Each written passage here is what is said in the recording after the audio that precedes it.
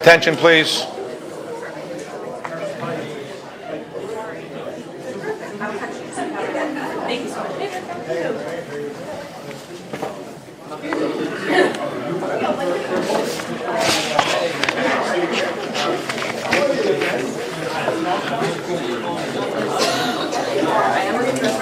Hey, Jim, can you round up the rest of the commissioners, please? Bless you.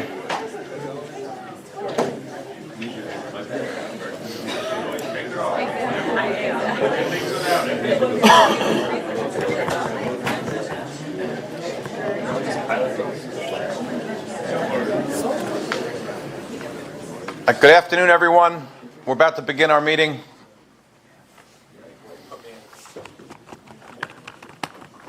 Just missing a couple of commissioners.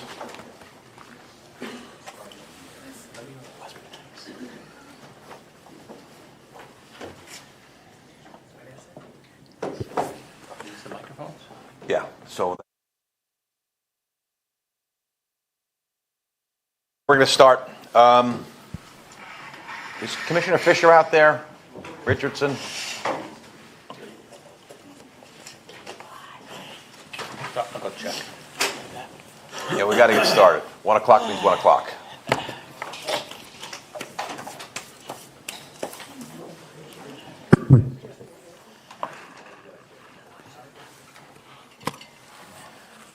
All right, good afternoon. The board meeting of the Port Authority of New York and New Jersey and its component units is now being called to order. Today's in-person meeting is also being held virtually via video conference with the proceedings live streamed to the Port Authority website. On June 5th, the Audit and Finance Committees met in executive session. Earlier today, the Finance Committee and the Committee on Capital Planning, Execution, and Asset Management met in executive. Their reports will be filed with the official minutes of today's board meetings.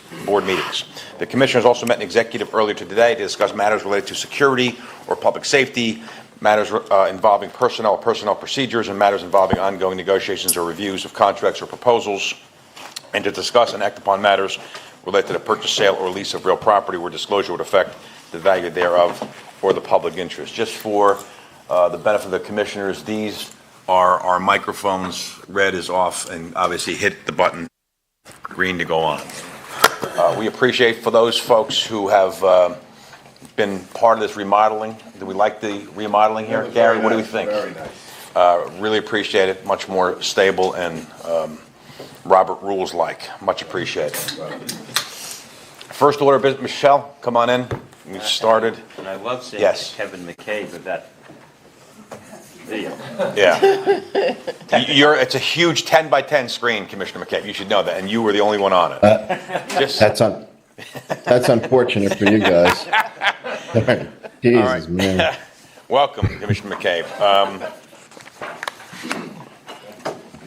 Should we start with a roll call first, Jim, or you want to just go right into the swearing in? You typically start with just opening up the meeting with the executive session exceptions and Yep. I don't know if you did that right. Yeah. We did the first, then we're going to now welcome the new commissioner, Commissioner Elizabeth Fine, to the Port Authority, who has for the last, I guess, 4.5 hours enjoyed the first jam-packed executive meeting. Liz, you come with an inordinate, amazing amounts of experience, public. Your background is unbelievable, and you'll lend your incredible talents to this wonderful board. And as I told you before, once you become part of the Port Authority family, it is just infectious. It overwhelms you. We all have served at different points, federal, state, county, local government, public service, and I will tell you, as I've said to you before, there is no place like the Port Authority. The rich history, over 103 years, the dedication, the wonderfulness, the tragedy, the dedication, devotion, really centering around the 8,000 employees, and for those folks that worked for the last 103 years, you will come to love this place, and we welcome you with open arms, and we know that your experience and you're not shy about expressing yourself. We welcome you here, and we look forward to your added contributions to this wonderful and distinguished board. Welcome. With that, we are going to start with the ceremony with the Port Authority Honor Guard with the bagpipes and the national anthem.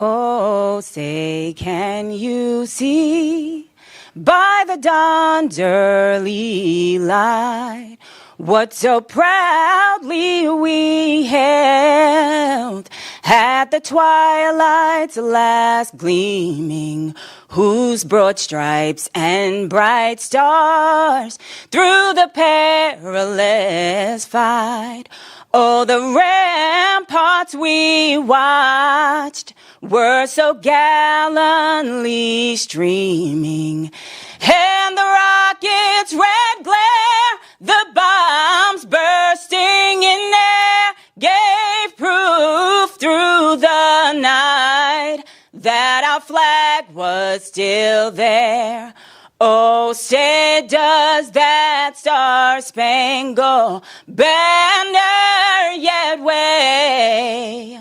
Oh, the land of the free and the home of the brave.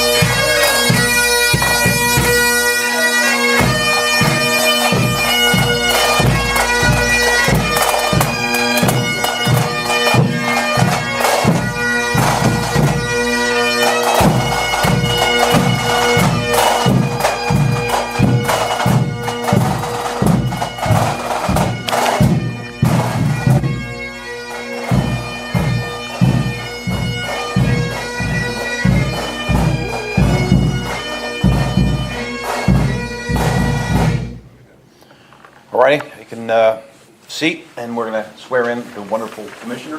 Liz, if you could approach the podium with the vice chair and executive director.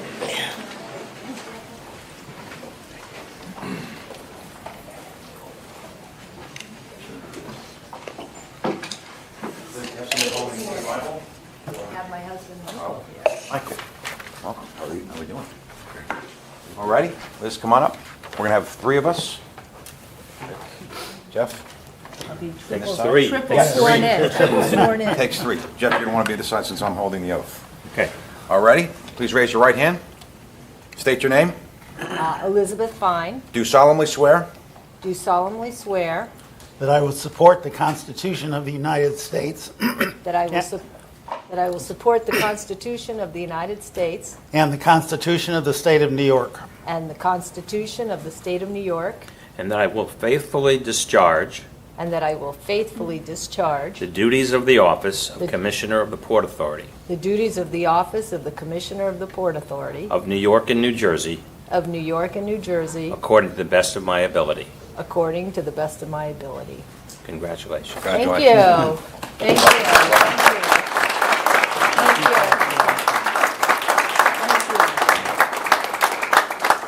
Congratulations. I'll take this from you. Nice to meet you. Michael, nice to see you.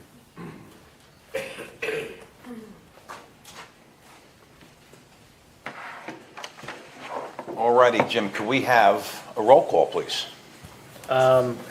Sure thing. President today, Chairman O'Toole, Vice Chairman Linford, Commissioners Bolwage, Commissioner Eve, Commissioner Fine, Commissioner Fisher, Commissioner Helmy, Commissioner Kelly, Commissioner LaBarbera, Commissioner McCabe, and Commissioner Richardson. Alrighty, so we have the constituted board here, and with that, we see our dear friend Steve Cohen here. Steve has left the board, and it's hard to watch Steve leave the board. Steve has an incredible background, incredible record, which we're going to get into. Before I make him blush a little bit, I'd like to hear from our vice chair on any thoughts you might have on the roast, of Steve Cohen, our commissioner friend. Stephen, it is bittersweet for me to make this encomium. Your sagacity, leadership, and acerbic wit are only a few of the hallmarks of your successful tenure here. Your cutting humor is sharp enough to bore one of the new gateway tunnels. People in government are usually not shy about talking, but you are one of the rare few who have had something significant to say every time you spoke, and people listened. Through 2 terms on the Port Authority Board, including one as vice chairman, you have spoken truth, sometimes hard truths, to us all. Stephen, you have held top posts in New York State government, served as chair of the Empire State Development Corporation, and have chaired the Gateway Tunnel Program, not to mention your distinguished tenure as a successful federal prosecutor at the Southern District. I am sure that your departure from the PA Board is not a conclusion to your unwavering participation and engagement in public policy matters. But Stephen, it is most important for me to say you leave the Board of Commissioners as a good friend to each of us. In closing, on behalf of my fellow commissioners, we are honored to have served with you and look forward to witnessing your future accomplishments. Thank you. Thank you, Vice Chair. For those that don't know, Steve has served 2 very distinguished tenures here at the Port Authority, from July of 2015 to December 2016, and from June 21 till June of 24. I've had the privilege of serving with Steve. And Steve, let me just tell you a few things. I never saw your resume till like yesterday, and I feel really unaccomplished as a human being when I read your resume, and I mean that. I mean, your experience, like if any one of those posts you had, whether it be Empire or, vice chair, prosecutor at Southern, the various posts you had at the governor's office, any one of those would distinguish an individual above the rest of us. You have all of it. Whenever we came into a difficult situation, Steve, you had the institutional knowledge just not only here, but in your other lives, both public and private. And I came to rely upon that wisdom and experience rather heavily. You have an amazing way of saying some things, sometimes to aggravate us, but you say it in a way that you're just speaking the truth, which is, a refreshing truth. I don't say it often, Steve, but there's certain people I meet in my life that I just really look up to and admire. You have this wicked intelligence. Not wicked, like you have this wicked intelligence. I measure people in terms of whether they have a high IQ in politics, which is, I kind of like to look at those folks, and there's folks who have a high IQ in policy. You're one of the rare breed that you have the highest IQ in both of those categories. Like you understand the politics when you walk into the room, and you understand the policy. You research it, you just don't shoot from the hip. And kind of like the E.F. Hutton, Steve, when you talk, the room gets silent and everybody listens. And what I've come to appreciate from you is not only what you say, it's how you say it. There's a foreshadowing, there are spaces between what you're saying, and more importantly, it's what you're not saying. You are like an encyclopedia in many ways. To say it's going to be a loss is like an understatement. It's a stupid thing to say.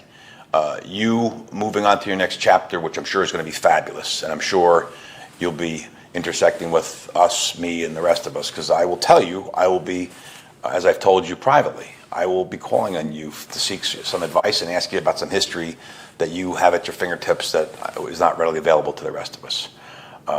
I've come to appreciate you not only as a colleague, but as a friend. Port Authority owes you a debt of gratitude for the way you've handled yourself, a man of great integrity, a man of great intellect. You represent, of all the 103 commissioners, Steve, I will tell you, if there was a test out there, and I mean this, you would probably come out number one in terms of your commitment, your drive, in terms of your ability, natural and otherwise. You just have it. And on behalf of the board, let me just say a heartfelt thank you. And we couldn't have gotten through the last few years without your amazing leadership. Thank you and job well done.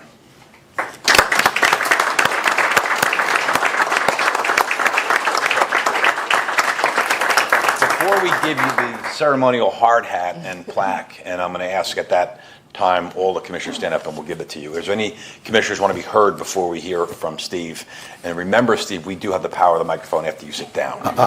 Just so you know. I assume the timer will go on. Any other commissioners want to be heard before we hear from our colleague? Steve, the floor is yours. First of all, before I begin, I'm delighted and was delighted when I heard that I was going to be replaced by Liz. Liz Fine and I have known each other for years, not just through government, but through social circles and friendships in Brooklyn. I know Liz, I know her family, I know her dedication, I know her intellect. We work together, and I suspect that Liz originally joining the administration at ESD, if I'm not mistaken, I believe we had a conversation about that before she chose to join, and then lo and behold, I ended up being chair of ESD while Liz was still there as general counsel. So when I say my seat is been assumed by somebody who is bettering it, I know about what I speak. So Liz, I'm delighted, and congratulations to all of you for having somebody who is an extraordinary colleague. Listening to all of this is difficult. I'm not from a world where you hear much praise very often. I think the last time I was spoken to in these terms, was probably my bar mitzvah. And I must say that your remarks exceeded my father's. In fact, recently my father was asked about something I had accomplished, and he said, "You must be proud." And my father said, "Actually, more surprised." So thank you all for those remarks. When I first got on this board, and there are few here who were there at the time, the vice chair was there, but other than maybe Gary was there, but that was it. It was a different era, and there were at that point no plans for LaGuardia Airport. There were no plans. There were discussions about, but no real plans about the new terminals at Newark or at JFK. There was an idea that there would be some kind of performance space at the World Trade Center, but there was no performing arts center. There weren't even plans for one. Tower 5 was Site 5 with no plans for that as well. And so I recognize that I had very, very little to do with any of what was accomplished, but I'm delighted that I'm able to look back from when I first got on the board to where we are today and recognize that there were really the accomplishments that have been made have changed for the better the face of the region. We have essentially, and the collective we is everybody at the Port Authority, all 8,000 employees, have been able to do something that was exactly the mission of this organization. And I take tremendous pride in that. And also, most recently, one of the most thorny problems we had faced for decades was how do you divest another thing, knowing when to give something up, and the fact that we were able to come up with a plan with respect to the Red Hook Container Terminal, the Brooklyn Terminal, is just a testament to the intellect and the perseverance of everybody on this board and in this organization. And I'm so thankful that I had an opportunity to serve with you all. I'm also thankful in all candor that I was placed on this board both times by Governor Cuomo, who entrusted me, with one exception, never told me what to do. And the one time he told me what to do, we disagreed. And I did it my way anyway, because that's the job. Right? The job is to act as a responsible fiduciary. And all of you, in the best possible way, live up to that. It's not always easy. We're not perfect. The sessions can sometimes be a little rambunctious, but that's because you all are willing to do the job. And that's the job. And I really have to say that under the current leadership, you know, I served under the first time John Degnan and Pat Foy. It was a different model. I have immeasurable respect for both of them. But what they didn't understand that the current leadership team understands is the ability to foster this kind of collegiality really does matter. And it makes for not just a better experience in the sense of a more pleasant experience, but it makes for a better experience in the sense that you get a better result from the people in the room. People feel comfortable expressing their view, disagreeing, coming to a consensus. And I thank Rick, who I suspect probably believes for good or bad that maybe I had something to do with his also being recruited into the Cuomo administration and then coming over here. And the Vice Chair and Chairman O'Toole, you have really set a remarkably high bar for not just leadership, but a kind of respectful, thoughtful, compassionate leadership. And I do think that that has reverberated not just on the board, but throughout the institution.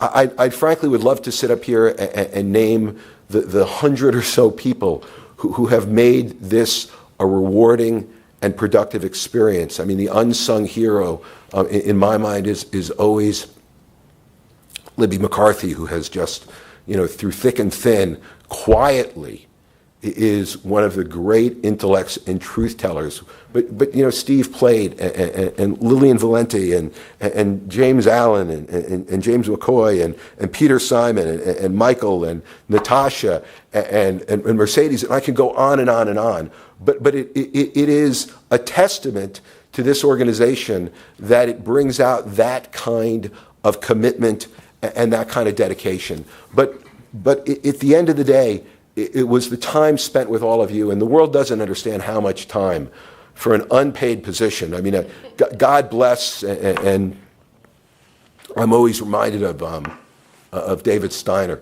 who was one of the greats, and unfortunately passed not too long ago. But I had the great pleasure of serving with David twice, and what David would say is, not only we don't get paid, but I have to pay the tolls. Like, can I get something? And it's true. The amount of time and energy that people put in here, but it really, you know, there is not a meeting that I was not delighted to see all of you. Many of you are old friends. Leisha is an old friend. Many of you, Gary's an old friend. Many of you are new friends. But it was always a pleasure working with you. I have a profound respect now, which I never had before, for Elizabeth, New Jersey.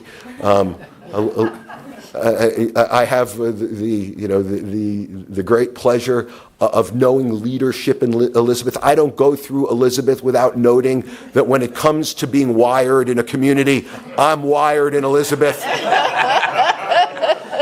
So, all kidding aside, This really has been the experience of a lifetime, and I really do thank you all for not just allowing me to serve, but enriching my experience.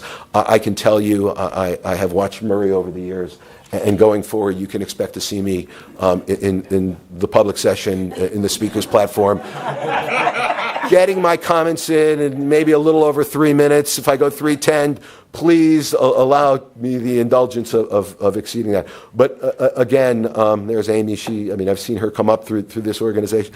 Just thank you all. And I will be watching with great expectations, and I know that you collectively and individually will not disappoint. So thank you.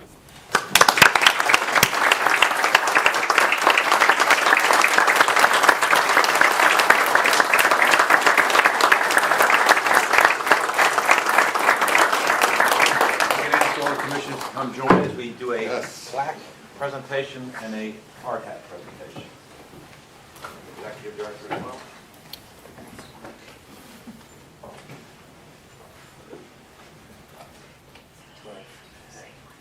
Yeah, absolutely. We'll come back and say. All right. All right, Steve, why don't we come up on this side so we can take a nice photo? I have no promise to help you.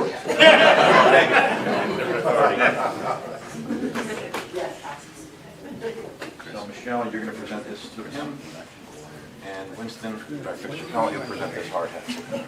All right? Yeah, I didn't like that. I spent some time in the U.S. Attorney's Office. It goes both ways. All right, so why don't we, if we all face the camera for one picture before the presentations are made? George, here. Go behind you, George. You guys, you come right in there. This is fine.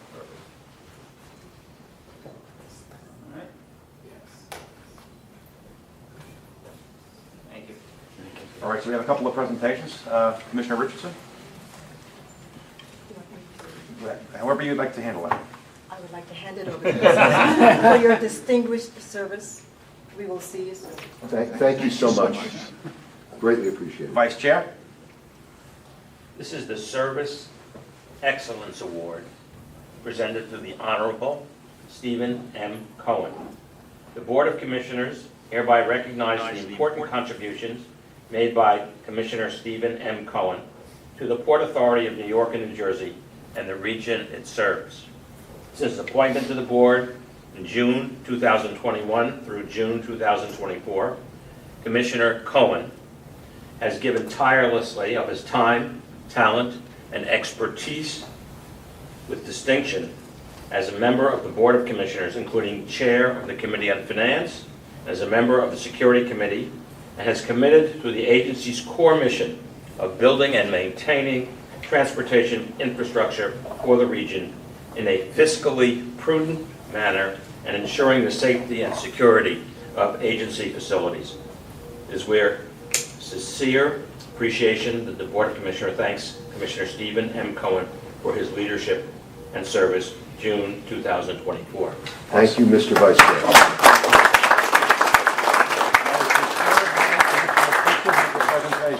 Here is a construction hat that is signed by the commissioners and senior executives to represent all of the hard work for you and all what the team has done. Well, thank you all so much.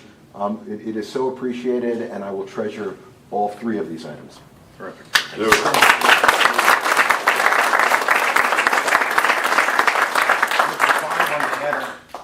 Comment or two?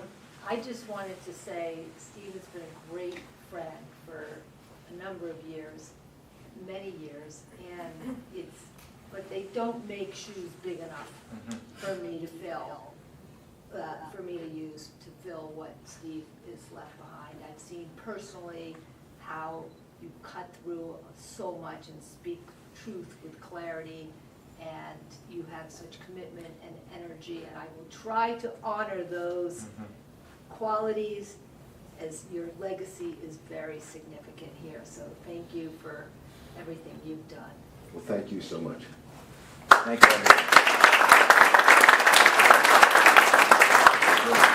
Yeah, absolutely. Steve, all of that. I'm sure we'll be talking to you. There's a lot going on. You got, thank you, I'm sir. sure we'll be doing it. Your husband is we're supposed to be ready. Okay, where's my hand? We'll be talking. You want me dates, and you also. And now I ride off into the sunset. Towards New Jersey. Because I have found respect for the bi-state nature. Thank you, sir. All the best.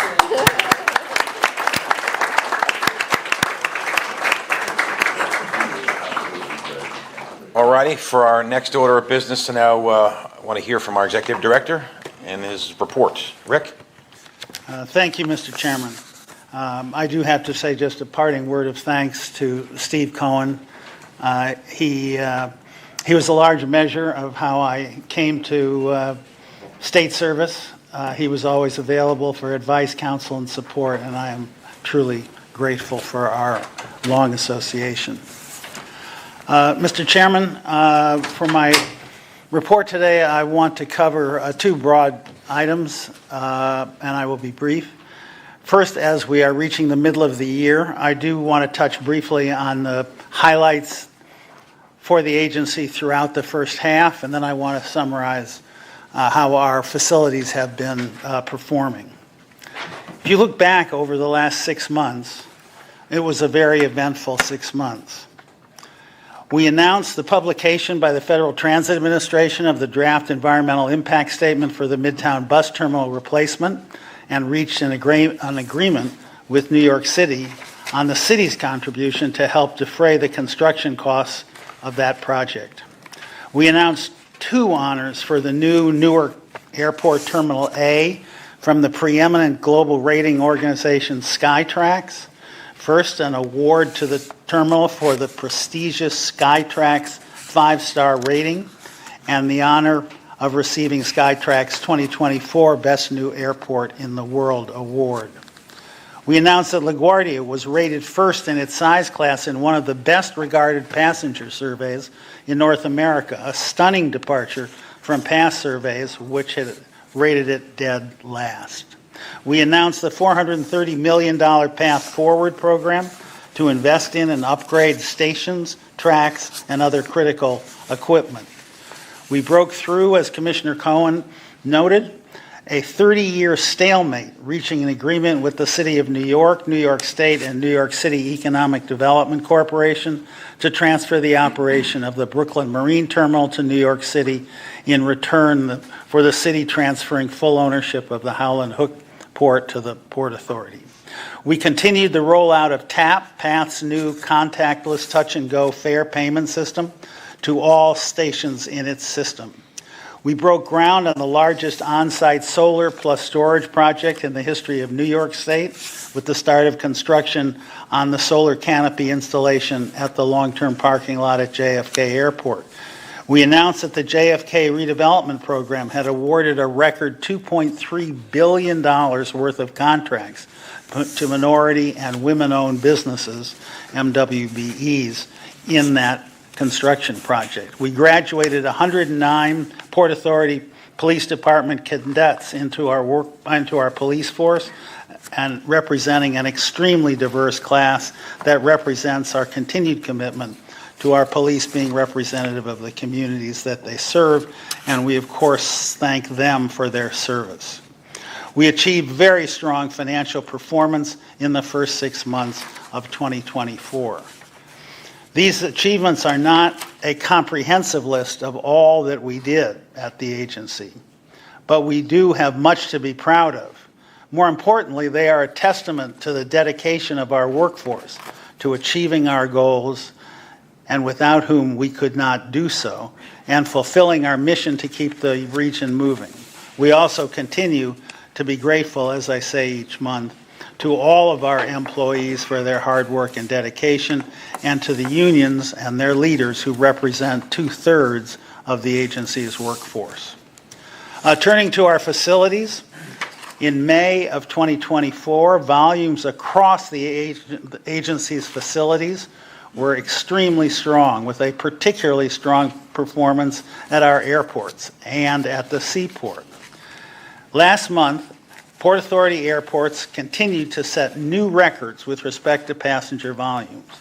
Overall, the three major airports set a collective record for the busiest month of May in the agency's history, with overall air passengers a full percentage point, meaning more than 115,000 passengers above the previous record set last year.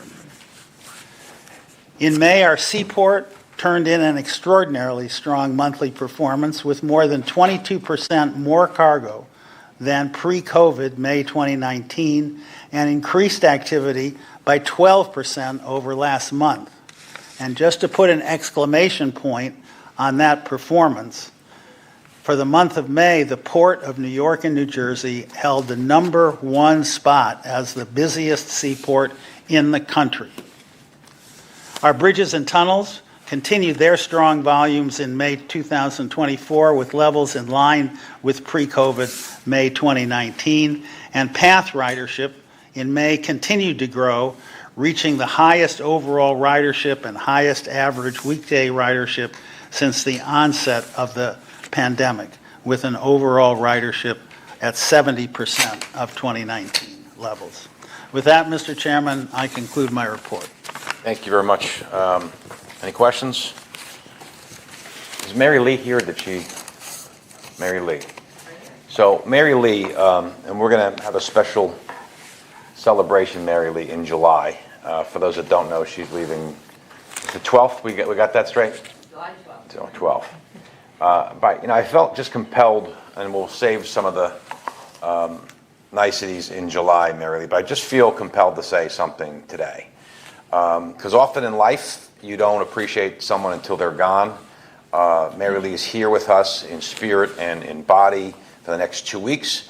And I think those people who work for the Port Authority, those people who have worked with her, have benefited from her amazing friendship and professionalism, those of us who have learned literally at her feet of how to run this 8,000 person authority should over the next couple of weeks find a way to call Mary Lee, email her, text her, and just say thank you. And that's part of what's going to lead to the run-up of our meeting in July. There's very few people that I've come engaged with in the Port Authority that have such a hard and huge impact on how I govern, how we operate. And Mary Lee is like the top of the class. One thing, everyone says there's a secret society. Mary Lee clearly the president of that secret society that runs this place. But everything that happens here has to go through Human Capital HR. Mary Lee has been at this place 24/7 for 37 years.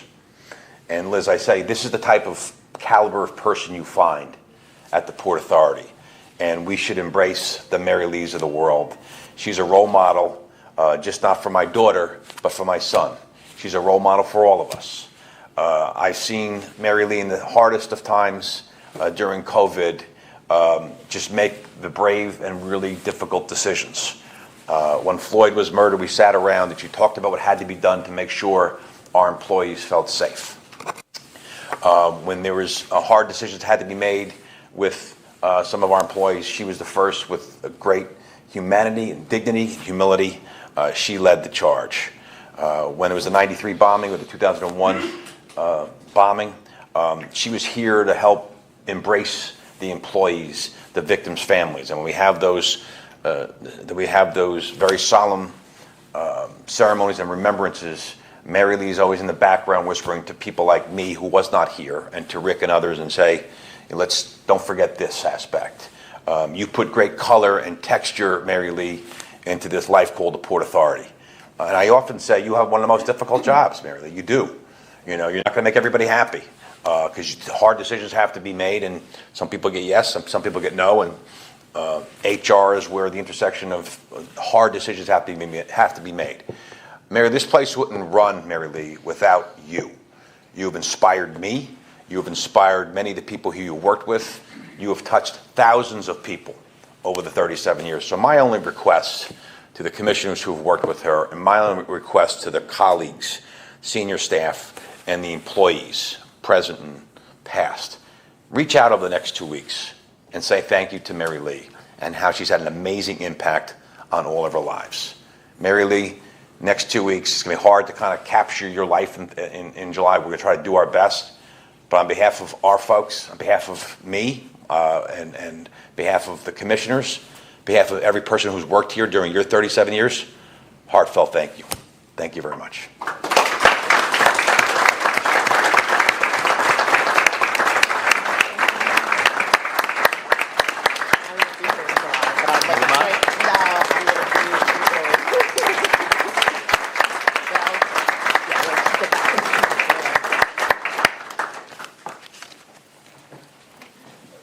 And Mary Lee, we're going to make you cry in July, just so you know. Yeah. All righty. Thank you. So our next, we're going to hear from our Chief Financial Officer, Libby McCarthy, and she'll present an item for the board's consideration that would authorize financial support agreements for the Gateway Development Commission's Hudson Tunnel project, and we'll defer voting on this matter until after the speaker's program. Libby, welcome. Thank you. Thank you, Commissioner, or Chairman. Good afternoon, Commissioners. Today, I am going to be seeking authorization of what we are calling the Port Authority Gateway Development Commission financial support agreements. More specifically, I'll be looking for authorization for a funding agreement between the Port Authority and Gateway Development Commission, as well as a direct agreement by and among the Port Authority, the U.S. Department of Transportation, and the Gateway Development Commission in support of a RIF loan from the U.S. Department of Transportation's Build America Bureau to the Gateway Development Commission. So just to frame what is the Gateway project, it's comprised of three broad components: the construction of 2 new tunnels from New Jersey to Penn Station, New York. It's called the New Tunnel Project. Construction of Section 3 of the concrete casing at the Hudson Yards and removal of a emergency services building there to preserve right-of-way, and the rehabilitation of the existing North River Tunnel. The Port Authority's financial support will be used for the New Tunnel project only. And in exchange for this financial support, the Port Authority will be receiving intangible improvements to our PATH system. The background of the funding for the Gateway program: Gateway Development Commission will be entering into 3 railroad rehabilitation and improvement funding loans, aggregating approximately $4 billion. They will also be getting grants and other federal contributions from Amtrak and the federal government for the remaining $12 billion of the program. The Port Authority's support for the program is for a debt service on a loan for an aggregate capped principal amount of $2.7 billion. Importantly, the support agreement of the Port Authority is limited to those debt service payments, and the Port Authority will not bear construction completion or cost overrun risk. New York, New Jersey, and Amtrak, as the project sponsors, will be responsible for that. And as I mentioned before, the Port Authority will be a party to the funding agreement with GDC and the direct agreement with Build America and GDC. Key terms of the facility are a loan of a not-to-exceed principal amount, inclusive of capitalized interest, fees, and any credit risk premiums of $2.7 billion. The rate will be set on the date of the closing tied to the 30-year U.S. Treasury rate, and the payments and the source of the payments from the Port Authority to Gateway Development Commission will be a special obligation of the Port Authority, payable only out of surplus net revenues generated by non-aviation facilities after provision for our consolidated bond debt service and our statutory reserve funding. The term of the loan will be, or the payment stream will be 35 years post-construction completion. And as I mentioned before, the scope will be, of those payments will be solely for the new tunnel only. And the loan agreement from Gateway, between Gateway and Build America Bureau has received a credit rating of A2. So again, today I'm asking for the board to authorize the executive director to execute and deliver the funding agreement and direct agreement. And with that, I'd be happy to take any questions. Right, I know we have discussed this extensively and gone over this extensively. Massive, huge project and agreement, a lot of work. Any questions, or we're going to postpone this obviously till after the speakers program. Any comments or questions from the commissioners? All right, Libby, thank you very much. Thank you. We're now going to have an opportunity to hear from members of the public on the public comment portion on Port Authority matters. This public comment period, which might be limited to 30 minutes, will probably go longer than that today. It provides an opportunity for members of the public to present their views directly to the board, but does not provide for a dialogue. Those members of the public wishing to discuss a very specific matter, please contact our Port Authority staff at Public Affairs, and we'll direct you to the appropriate employee or staffer. Speakers are asked to comply with the fixed time limit of 3 minutes. Jim, we have 12 speakers and 3 videos. Is that correct? That is correct. All righty, let's go. First one, Antonio Figueredo. Antonio? Okay. Christopher? Greff? Anyone see Christopher? All righty. Jesse Figueroa? No way, right? No way. Jesse, see if they come later on. Douglas Freeman. You're still a Yankee fan? Yeah, you know that, though. Come on. I do know that. Yeah. Welcome. It's just a little bit different not being in your office. Douglas Freeman, South Ward Republican. I'm here on behalf of Yvonne Garrett Moore. She put together an ideal called Newark Airport Village. She's a little upset with us right now because she feels like her vision has been taken over by NJIT, RPA, and different organizations. I'm going to present this to you because it's a long piece. I don't have enough minutes to do it, though. But when we look at Airport Village, we look at the South Ward. One, we want to thank you for the transit hub. That's a success. But there's some pieces that we need to add on from the community.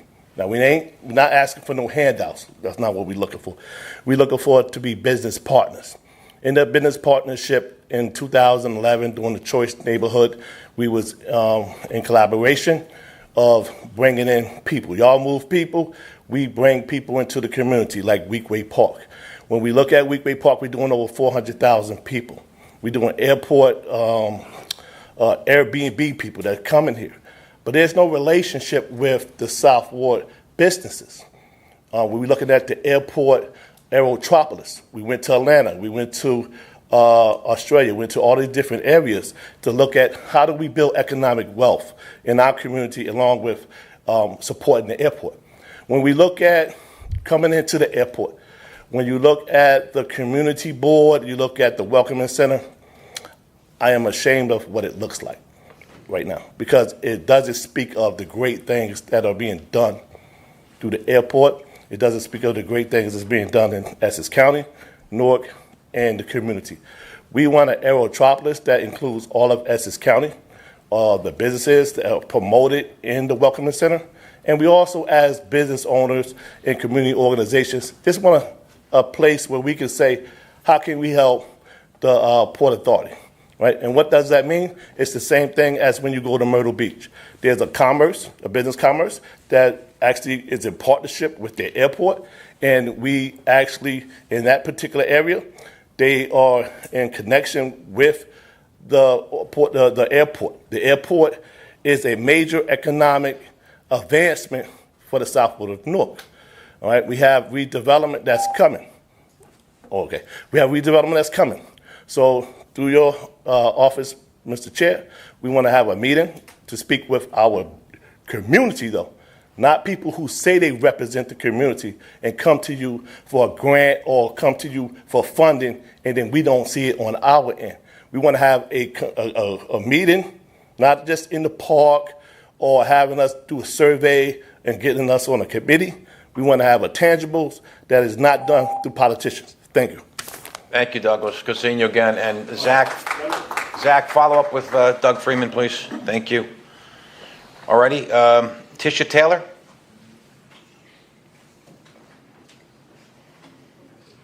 Welcome. Hi, hello. My name is Tisha Taylor, and since 2015, I have worked as a baggage handler at Newark International Airport, and have been a proud 32BJ SEIU member. Working as a baggage handler demands a lot from you physically. On any shift, I will handle the baggage of 10, 20, or even more flights. By the end of the shift, your back and arms are sore, and you feel like you just finished working out at the gym. It is a very demanding job, but it's also a critical job because we play a key role in making sure the flights depart on time and the passengers get their luggage in a timely manner.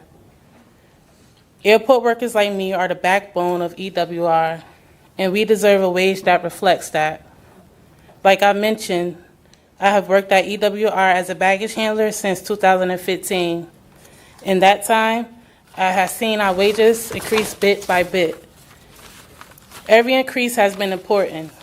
When the Port Authority made a decision to raise our wages back in 2018 to $19 per hour, I felt that difference. But in 2024, the cost of living is so high that $19 an hour just doesn't cut it. I live in Newark, and between my rent, car insurance payments, and groceries, I can't keep up. And then there's my commute. Whether I am taking the New Jersey Transit or an Uber, no matter what I'm spending, a lot of my paycheck just to get to work. A wage increase to $25 an hour would be a game changer. It would mean I wouldn't be living just to pay my bills. That's why my fellow airport workers and I are here today, to urge the Port Authority to lead once again and raise the wage. Thank you for taking time to listen to me. Thank you very much. Noya Tizitin de Jesus.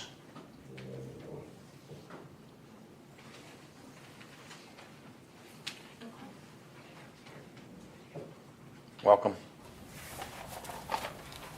Sorry about that pronunciation. Mi nombre es Noyolcin de Jesús. Yo trabajo como limpiadora por 3 años en el aeropuerto Kennedy y soy miembro de la 32BJ. Good afternoon. My name is Noyolotzin de Jesus. I have worked as a terminal cleaner for 3 years at JFK, and I'm a member of 32BJ. Hace más de un año empezaron mis problemas de salud. More than a year ago, I started having health problems. Después de una ardua e intensa búsqueda para encontrar mi mal, fui diagnosticada con artritis psoriásica, la cual es una enfermedad crónica y degenerativa que viene acompañada con mucho dolor. After a long and intense search to find out what was ailing me, I was diagnosed with psoriatic arthritis, which is a chronic and degenerative condition that comes with a lot of pain. Esta enfermedad le dio un vuelco bastante drástico a mi vida, afectándome de varias formas. This disease has given my life an unexpected twist and has affected me in all aspects. Viví un año muy duro acompañado de dolores intensos, sin embargo, seguí adelante y nunca dejé de laborar. I've lived a year with intense pain. Nonetheless, I kept going and never stopped working. Vivir mi vida normalmente fue realmente muy difícil hasta que finalmente mi médico encontró el medicamento correcto que me ayudó de manera crucial con mi enfermedad. Living normally was really difficult until my doctor found the correct medication that has helped me to significantly manage my disease. Yo dependo de un medicamento que se me suministra cada 3 meses, el cual tiene un costo aproximadamente de $4,000. I depend on a medication that I need to get every 3 months and which costs approximately $4,000. Mi calidad de vida depende de este medicamento, por lo cual necesito un buen seguro médico. My quality of life depends on a medication for which I need to maintain my good health insurance to cover. Temo la pérdida de mi seguro de salud si no hay una política que garantice el mismo estándar de salud que hay en Nueva Jersey. Gracias. I fear the loss of this health insurance if there is no policy that guarantees the same health care standard as our colleagues at New Jersey has. Thank you. Thank you very much. Miriam Neptune. Miriam?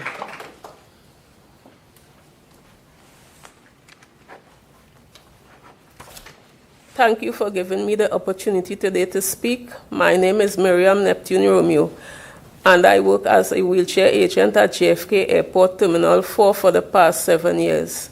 I am proud to speak here today on behalf of thousands of airport workers like me. We take pride in helping make the country's biggest airport hub work. Workers at JFK and LaGuardia are the heart and soul of the aviation transportation industry, which is a key economic driver for New York and the country. Today, I want to emphasize the importance of healthcare priority. The union healthcare has made a big difference for me. I've been able to go to the doctor, get necessary blood work done, podiatry, and therapy for my knees. It would be a struggle to get this treatment on my previous insurance, where I would have to pay out of pocket for so much. For this reason, I always encourage my co-workers to take full advantage of the union healthcare. The passage of the Healthy Terminal Act combined with our 32BJ union contract means quality, fully employer-paid health insurance for workers like me. Thanks to our union, we now have quality health benefits, but without a mandate increase to the hourly healthcare supplement, soon we won't have this quality, fully employer-paid health insurance that so many of us rely on. Today, we are asking you to invest in airport workers by increasing wages and mandating the same healthcare, vacation, and holiday policy for all airport workers that our counterparts in New Jersey have. Thank you. Thank you. Argentina Gallagher. Argentina Gallagher.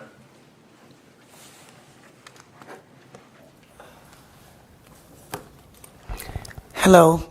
Hello. My name is Argentina Gallagher, and I'm a cleaner I'm a terminal cleaner at Newark International Airport and proud member of 32BJ. As a terminal cleaner, it is my job to ensure one of the busiest airports in the country remains clean and safe. It is not an easy job. I clean a large area on a tight schedule, but I take a lot of pride in my job because I know workers like me are essential to ensuring passengers can travel safely, quickly, and efficiently. We are the backbone of one of the largest economic and transit hubs in the country, but we need a wage that reflects the vital role we play because our current wage of $19 per hour is not enough to keep up with increased cost of living in 2024. Workers like me have seen our rent, bills, groceries, and the price of just about everything else a person needs increase. I feel the rising cost of living every day. My rent is very high, and I pay up to $30 a day to get to work. And then the groceries, which are essential when you work at the airport because you want to bring lunch to avoid airport prices for food. But groceries too are expensive. I end up spending more than $300 a month. The bottom line, we need a wage that lets us live comfortably. $19 an hour does not give us money to put aside. Airport workers struggle, living paycheck to paycheck. $25 will help us pay our bills and thrive in the communities we help to sustain every day. While I can only tell my own story, I'm standing with over 10,000 members fighting for fair standards. Nearly 2,000 of their stories are on these postcards that we brought here today. Each postcard features a handwritten message from an airport worker explaining the need of $25 an hour, health care, paid vacation, and holidays. On behalf of these 1,000 airport workers, I am here today to urge the Port Authority to stand with us as you have in the past. Thank you. Thank you very much. Robert Morgan.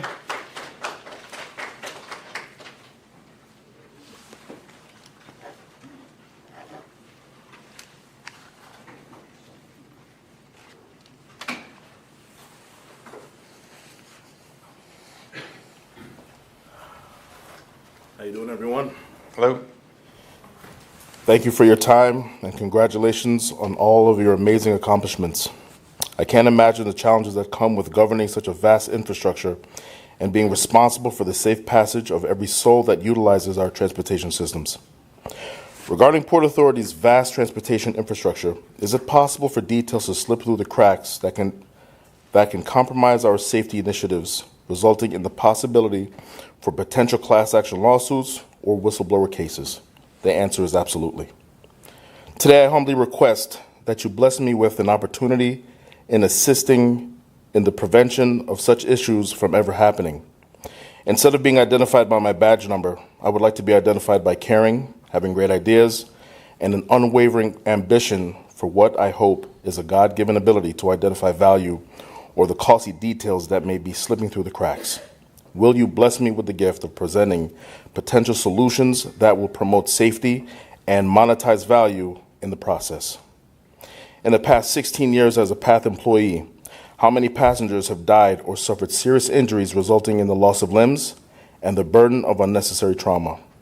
During the current and present capital construction project that is responsible for the expansion of our PATH train stations, also known as a 9-car project, is it possible to complete the project by adding sensory technology or a powered barrier system that would prevent falls from happening in the track area, or stopping the train by notifying the ATC wireless signal system and informing the train master and law enforcement simultaneously? Is it possible for me to patent such ideas as this concept and earn the opportunity of being hired as a consultant? The cost is too great to not explore the possibilities that can save lives, prevent trauma, while saving or creating monetized value. For more years than I care to count, I have brewed with excitement and ideas, only to have been met with a wall of rejection and being ignored because I care about safety for all. Today I stand before the governing leaders of Port Authority, hoping that you will see my potential and breathe life into my abilities by the grace of God. I thank you. Thank you very much. Murray Bowden. Murray?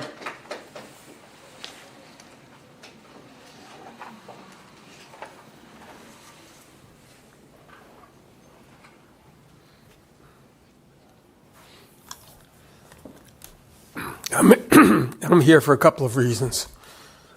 I guess the first one is to say that business gets done face to face. We're all here, we all see each other, we all interact, which means back to the office. It's so important to be able to look around and see you all at the same time and not on that screen. So we have to follow up on that. My grandchildren's generation needs your help. All of you. I can't do it anymore. Each of you has influence on a number of people. When you're out there driving your car and a light turns green and nobody moves, you know somebody's texting. And when they look up, they need to see consistent lines on a road everywhere, meaning essentially a yellow line on the left, a white line on the right. Each of you represents an organization. When you do and you see that it's effective, then you need to mobilize your organization to follow up on this. It's going to take a massive effort by all of you to recognize that people are distracted. Each accident that you I can't see the clock, it usually is up there now. Each accident that is avoided is a massive saving all over. In cars going out, fire engines, EMS, everything else. You got that message? And the last thing I want to say, it has been a pleasure to work with the people of the Port Authority all these years. Not that I'm so smart, they taught me. I didn't get this by myself. People took the time to educate me. I just assembled the information and present it to you. Kevin, Thank you. Thank you, Murray. Thank you. Patrick Jean? Patrick?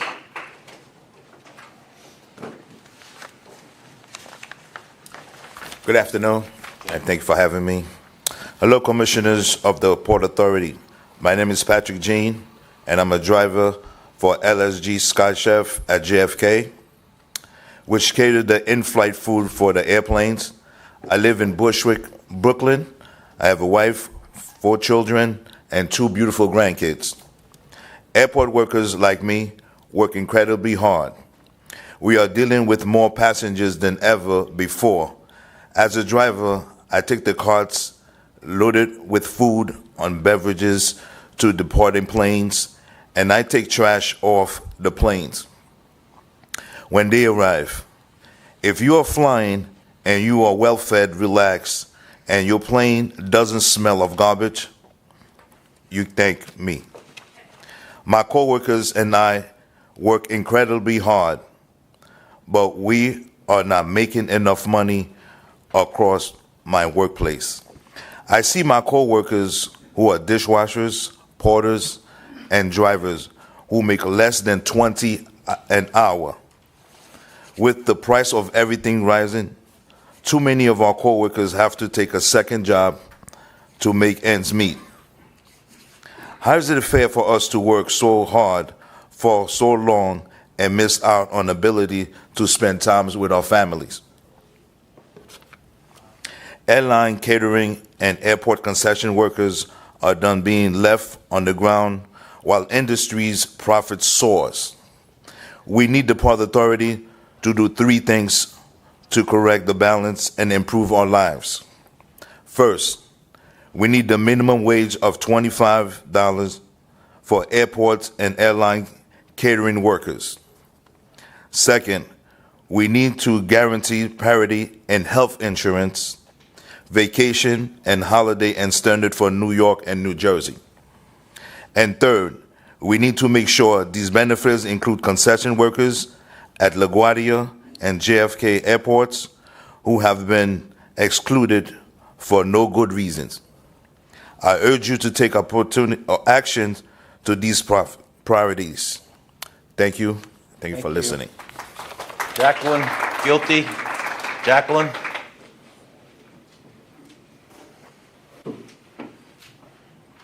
And Jacqueline will be the last live speaker, then we have 3 videos. Welcome, Jacqueline. Members of the Port Authority, thank you for allowing me to speak to you today. My name is Jacqueline Guiti. I have worked at OTG Terminal C at Newark Airport for the last 6 years. I live in Newark. I'm a single mother of 4, and I take care of my aging mother. And I am a proud member of Unite Here Local 100. I want you to know about the hard work that I do every day. I load and unload trucks with deliveries of food and beverages. I keep our warehouse stocked and clean. I supply the restaurants and marketplaces across Newark Airport so none of our millions of passengers go hungry. It is hard work, and it takes a lot of energy to do it. But I am proud to be a part of the backbone of this airport. For all that, I make only $19 an hour. Even though I am essential to the airport, which is essential to the whole region, I am only scraping by. The prices that my coworkers and I have to pay for everything, which includes food, gas, and rent, have been soaring and rapidly increasing. We aren't getting the money we need to survive. All airport workers need and deserve a $25 minimum wage to stay on top of the cost of living. Believe me, that money wouldn't make me rich, but it would help me to pay for childcare for my children. It would help me give my money to my daughter who is attending Keene University. Most important, I want to be able to travel to New York to give my mother the care that she needs. I wouldn't be here without her, and that's why I am fighting for a wage that will let me take care of her. and my entire family. I am lucky to work at Newark, where New Jersey Healthy Terminals Act applies. But my coworkers across the river at JFK and LaGuardia are denied the same treatment in two important ways that need to be fixed. Concession workers at New York airports are not covered by the same protections as other airport workers. That means the folks who do the same work that I do in another state are treated less important than the other airport workers. We need to have concession workers at New York airports treated the same as other workers. My New York co-workers also get fewer protections than I do. New York airport workers with the same job descriptions as me are not guaranteed the same health insurance, vacation, and holiday standards.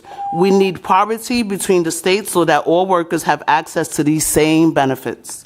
I hope the Port Authority will take my words to heart and act on these priorities, extending benefits to include concession workers, parity between New York and New Jersey workers, and raising the airport minimum wage to $25 an hour. The working people of New York and New Jersey and our families need your help. Thank you so much. Thank you, Jacqueline. Jim, is that the last live speaker we have? Yes, that's correct. All right, we go to the three videos. The first is Maddie Butch's Highland. Good afternoon, everybody. I'm Matty W. Bucky's Highland. Today, I was originally not going to speak today about in the Port Authority board meeting, but when I heard when there was a new commissioner, I want to welcome that new commissioner, and that commissioner is Elizabeth Fine, who we were replacing Stephen M. Cohen. And I wish Commissioner Fine the best of luck and wishes in this job as a Port Authority commissioner.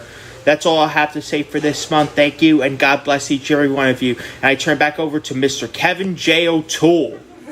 We love him, Liz. He's amazing. He gives us one of those once a month, and he puts a smile on all of our faces. He's terrific. Ken Jacobs. Port Authority Commissioners, thank you for the opportunity to testify today. My name is Ken Jacobs. I'm the co-chair of the University of California, Berkeley Center for Labor Research and Education, where my research focuses on low-wage work, labor standards, and access to health care. This includes work on the nexus of labor standards, turnover, and safety and security at America's airports. I'm speaking in support of the proposal to raise workers' wages at Port Authority airports to $25 an hour by 2030 and to bring the New York airports up to the standards in place in New Jersey for the hourly health and welfare supplement, paid leave, and scope of who's covered under the policy. In 2017, our center and the San Francisco International Airport released a report summarizing the research on the relationship between wages, turnover, worker performance, and safety and security at U.S. airports. Worker compensation affects airport safety and security through multiple channels. The effects of higher wages and benefits on worker turnover is well documented. When wages are low, workers seek out other employment, even for a small increase in pay. This leads to greater numbers of inadequately trained and less experienced workers who may be less familiar with hazards and safety and security procedures. There's a strong evidence that improving workers' wages reduces turnover and improves employee performance. Unlike the New York Healthy Terminals Act, the New Jersey Act ties its hourly health and welfare supplement to the standards in the Federal Service Contract Act. As a result, the benefit rate increases over time in line with what similarly situated employers pay towards health and welfare. Without increased contributions towards health and welfare in the New York airports, we're likely to see greater numbers of workers going without care, either because they cannot afford coverage or they cannot afford to use their coverage. This has important implications for both workers and the airport. Workers with health coverage are less likely to miss work and miss fewer days than those without coverage, even after taking into account underlying differences in health. Health issues also affect performance at work. Our research on the San Francisco International Airport Quality Standards Program found that mandating higher wages, paid time off, and a benefits supplement led to significantly lower turnover among covered workers, improvements in worker performance, and a reduction in absenteeism. The available research evidence suggests that improving access to affordable health coverage for airport workers can improve their access to care, health outcomes, and financial security, while also having the potential to improve productivity, reduce absenteeism, and reduce turnover. Our previous research has found that lower turnover and the more experienced and better trained workers that results from it correlates with more effective safety and security performance. The proposed standards are a smart business practice with clear benefits for the airport, for employees, and for the flying public. Thank you. Our last video, Korea Walter. Thank you, commissioners and board members, for this opportunity to present in support of improving work standards for essential service workers at JFK, LaGuardia, and Newark Liberty airports. My name is Carla Walter. I'm a senior fellow at the Center for American Progress, and I've conducted research on how policymakers can ensure that airport service workers earn decent compensation that maintains their health and well-being while supporting safe and efficient travel. The Port Authority, in partnership with state policymakers, was previously a national leader in advancing high standards for airport service workers, including wage and health benefits. Yet current standards are inconsistent in terms of workers covered and benefits provided, jeopardizing the region's ability to attract and retain a well-qualified workforce. Moreover, regional workers will increasingly struggle to pay for essentials, particularly health care, as the Port Authority wage standard and the New York Health Benefits Supplement fail to keep up with rising costs. The standard falls short of other national leaders. For example, LA, Seattle, and Chicago have all adopted pay standards that rise automatically with increasing costs. San Francisco requires airport employers to provide health care coverage for service workers and their families at no cost. And Philadelphia's airport standard covers concession workers and includes a benefit supplement that increases periodically. Inadequate industry compensation not only harms workers. When workers are poorly compensated, the public bears hidden costs by providing services to supplement poverty wages. Also, coupled with a tight labor market and high turnover, airline and airport employers will fail to maintain a well-qualified workforce, thereby reducing airport safety and security. Research shows that strong airport standards produce good outcomes for the public. A study of the San Francisco airport showed that among security screeners, turnover fell from nearly 95% to 19% after a wage standard was adopted. And prior to adoption of its own standard, the Port of Seattle found that low wages, poor benefits, and other job quality factors were primary drivers of high turnover rates. The link between airport worker wage and benefit standards and public outcomes is long established. A study conducted by the federal government in 2000 found that low wages and high turnover rates among security screeners led to poor performance in detecting dangers. Similarly, a 2007 government report found that low wages and high turnover among ramp and fuel workers contributed to ongoing problems with ramp accidents and aircrafts entering runways without permission. Finally, implementing wage standards helps level the playing field for high-road airport employers. Without strong standards, companies that pay good wages and provide decent benefits can be forced to compete against low-road companies that undercut the market. By adopting best practices that uphold parity across airports, namely that wages and benefits increase with rising costs, supporting universal access to paid leave, and broadening coverage to include more service workers, the Port Authority can help ensure that all airport service workers are fairly compensated, increase aviation workforce stability and experience levels, and thereby promote efficiency and safety in the system. Thank you for your time. Thank you. Jim, any more speakers, video or live? That is all. Great, thank you. We're now going to proceed to voting on items. First item, as presented earlier by the Chief Financial Officer, Libby McCarthy, authorizes a loan support agreements necessary to facilitate the Gateway Development Commission's Hudson Tunnel project. Prior to making a motion, I ask the Corporate Secretary to note any recusals on this matter. Commissioner Fine is recused. Any questions from the commissioners? Comments? Motion, please. So moved. Second. Second. Roll call. Chairman O'Toole? Yes. Vice Chairman Linford? Yes. Commissioner Bolwage? Yes. Commissioner Eve? Yes. Commissioner Fisher? Yes. Commissioner Helmy? Yes. Commissioner Kelly? Yes. Commissioner LaBarbera? Yes. Commissioner McCabe? Yes. Commissioner Richardson? Yes. Votes in order, the items approved. Hey, Greg, right after this meeting, I'm just going to have you talk privately to some of the commissioners and just give them a 30-second update of what's going on. It's all resolved, but I think they should hear the update. As Chair of the Committee on Operations, I'll present one item for consideration. The items approve a collective bargaining agreement with the Port Authority Maintenance Supervisors Association, which represents about 227 Port Authority employees. This agreement, which is for a 12-month period of time, was ratified by the union members on June 4th, 2024. Prior to making a motion, I asked the Secretary, do we have any recusals? There are no recusals. Any comments or questions from the commissioners? Motion, please. So moved. Second. Second. Roll call. Chairman O'Toole? Yes. Vice Chairman Linford? Yes. Commissioner Bollwage? Yes. Commissioner Eve? Yes. Commissioner Fine? Yes. Commissioner Fisher? Yes. Commissioner Helmy? Yes. Commissioner Kelly? Yes. Commissioner LaBarbera? Yes. Commissioner McCabe? Yes. Commissioner Richardson? Yes. All the votes are in order. The item's been approved. We'll now hear from our Vice Chair, Jeff Linford, to provide his report on an item for consideration by the Committee on Capital Planning, Execution, and Asset Management. Vice Chair. Thank you, Mr. Chairman. As Chair of the Committee on Capital Planning, Execution, and Asset Management, I will now report on one item. The item would reauthorize a project to replace Pat's Substation 14 at a total project cost of $111.5 million. This reflects a $24 million increase as compared to the previously authorized amount. Up to 90% of the cost is expected to be funded by a Federal Transit Administration grant. Prior to making a motion on this item, I ask the Corporate Secretary to note any Commissioner recusals. Chairman O'Toole is recused. Thank you. Do any Commissioners have questions or comments on this item? Hearing none, I now request a motion on this item. So moved. May I have a second?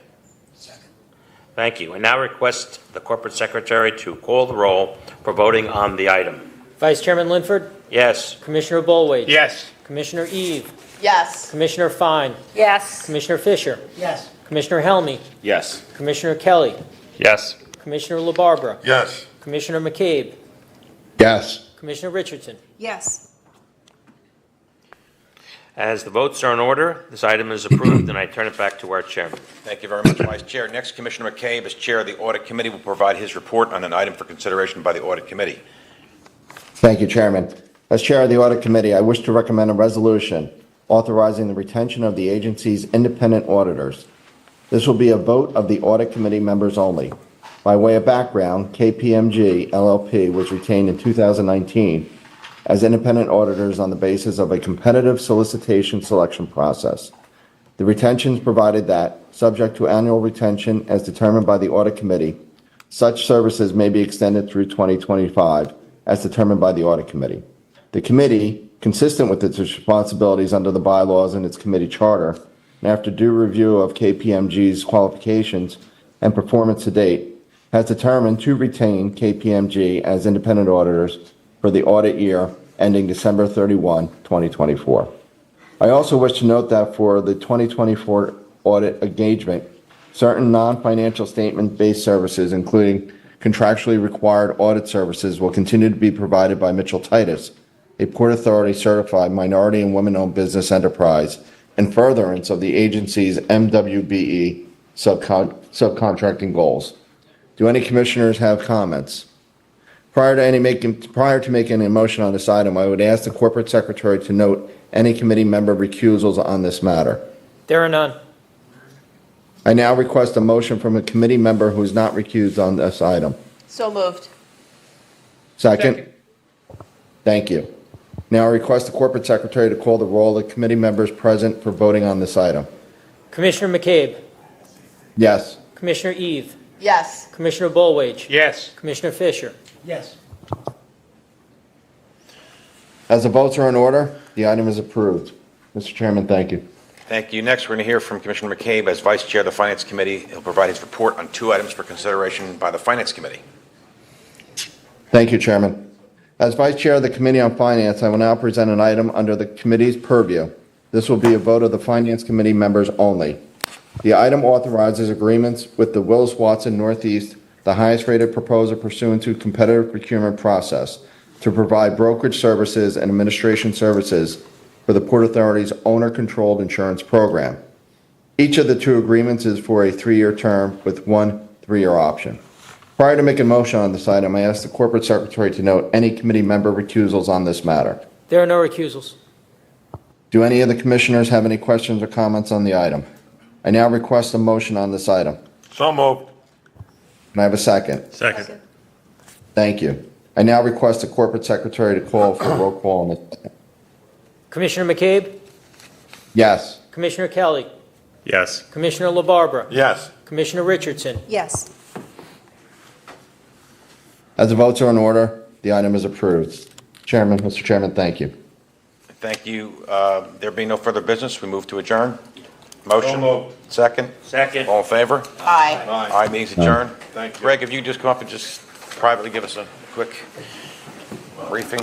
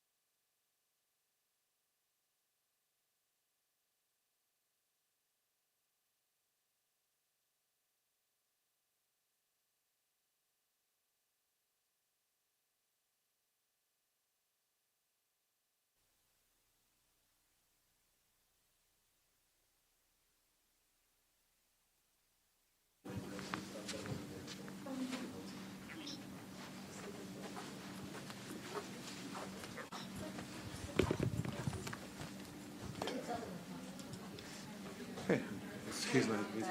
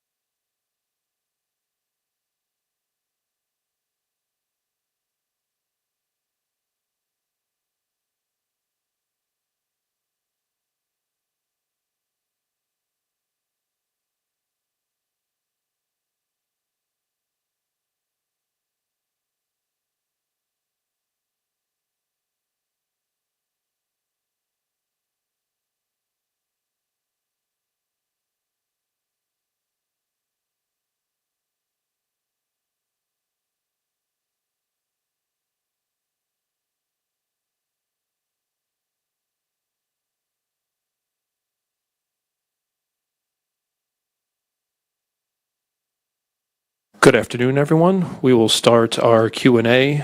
We have Michael Aronson with the Daily News on the phone. And Michael, it would be *6 to unmute your mic. Michael?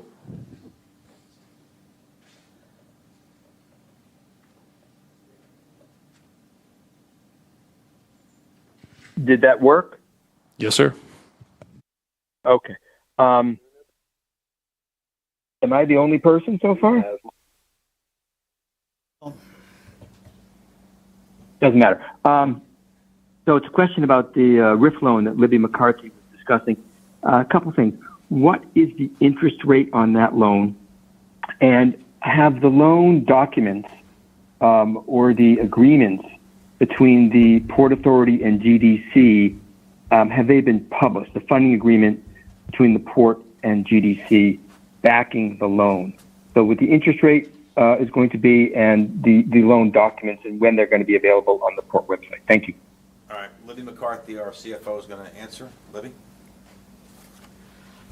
So the interest rate will be set on the date of the financial closing, and it will be tied to the long bond U.S. Treasury rate. And in terms of when the documents, the funding form of the funding agreement was approved and authorized by this board in March, and the final funding agreement and direct agreement will all be done and completed at the financial close. So is that going to be imminently, or is there a schedule on the financial close? Has a date been set?